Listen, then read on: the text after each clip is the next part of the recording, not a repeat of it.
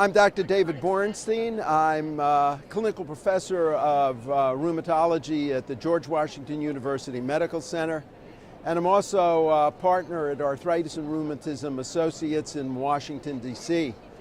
I was the part of the abstract group that looked at the pain abstracts here at the meeting.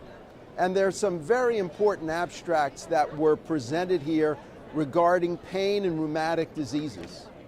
And there's an overall theme that I think we can take away from this meeting. And that has to do, one, with an abstract that will be at the plenary session, which looks at central sensitization as part of upregulation of pain in some of our patients with rheumatoid arthritis. There was also another interesting abstract that was presented looking at baricitinib as a Janus 1 and 2 inhibitor, which not only decreased rheumatoid arthritis activity like adalimumab, but also had an improvement in pain above what was shown in regard to control of disease. And whether this has something to do with the interferon effect of this medicine is something that's very interesting and may also play into this central sensitization story.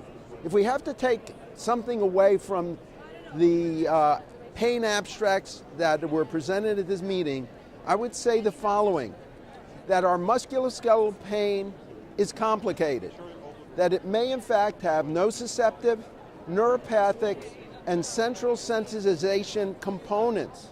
So even though we control the inflammatory disease associated with these problems, if we don't take care of the central sensitization, we may be short-changing these patients in regard to their problem. And then, in regards to some of these other difficulties with patients, the central sensitization can have psychologic components to it. So not only do we need to think about the pharmacologic therapies that these patients need, but we also may need to think about the non-pharmacologic therapies that they need in regard to stress management, sleep problems, and sleep hygiene, and those kind of components, and exercise, which really make an important component to really taking care of the whole pain picture. So I think as someone who's been very much interested in pain as a component of the diseases we take care of, I'm really pleased with the number of abstracts that were presented here at the ACR annual meeting, making our understanding of pain and our rheumatic diseases much more understandable.